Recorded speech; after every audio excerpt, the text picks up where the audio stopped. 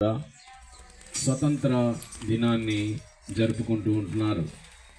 భారతదేశానికి 1947 ఆగస్టు 15వ తారీఖున స్వాతంత్రము వచ్చి ఉన్నది. ఇప్పటికీ 78 సంవత్సరాలు ముగించుకుంటూ ఉంటున్నాం. ఈ స్వాతంత్రాన్ని మన జీవితాలకు, కుటుంబాలకు, మన దేశానికి క్షేమకరంగా ఉంటూ ఉన్నది.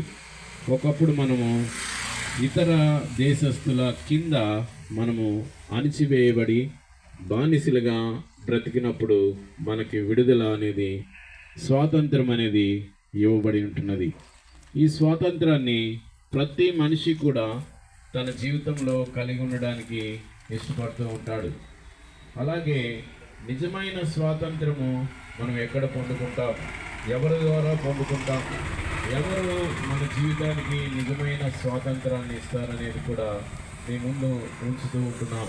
ఈ లోకంలో ప్రతి మనిషి కూడా తనకి నచ్చినట్లుగా, తన స్వాతంత్రంగా, తన ఇష్టానుసారంగా జీవించడానికి ఇష్టపడుతూ ఉంటారు.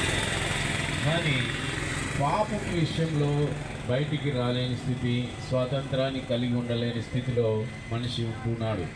ఏ పాపానికైతే బానిసైపోతూ ఉన్నాడో, తాగుడికి బానిసనైన వాడు తాగుడులోనే ఉంటూ ఉన్నాడు, వ్యభిచారానికి బానిసైన వాడు వ్యభిచారంలోనే జీవిస్తూ ఉన్నాడు, దొంగతనానికి బానిసైనటువంటి వాడు దొంగతనంలోనే జీవిస్తూ ఉంటున్నాడు, ఇంకా అనేక కొట్లాట్లు, నరహత్యలు, రకరకాలైన పాపాల్లో మనిషి పాపానికి దాసుడై జీవిస్తూ ఉంటున్నాడు.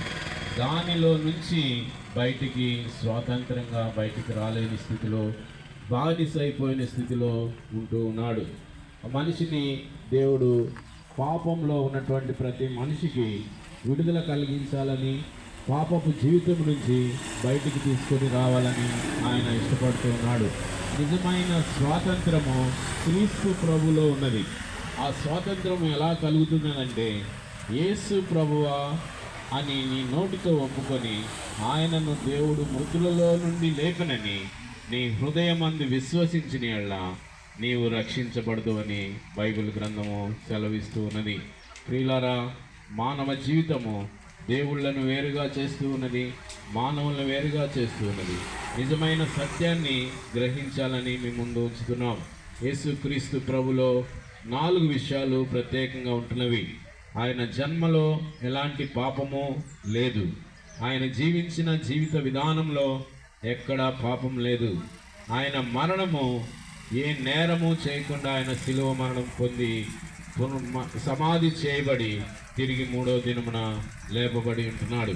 కాబట్టి 4 విషయాల్లో నిజమైన దేవుడు ఎవరు, సత్యం ఏంటి అనేది గ్రహించాలని మీ ముందు ఉంచుతున్నాం.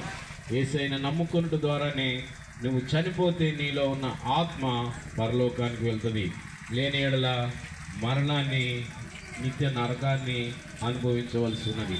అటు నరకం నుంచి తప్పించబడడానికే ఈ దినము, ఈ స్వాతంత్ర దినము, నిజమైన స్వాతంత్రం పొందుకోవాలని మాకు కలిగిన దాన్ని మీ ముందు ఉంచుతూ ఈ కొద్ది మాటలను గ్రహించాలని తెలియపరుస్తూ ముగిస్తూ ఉంటున్నాం.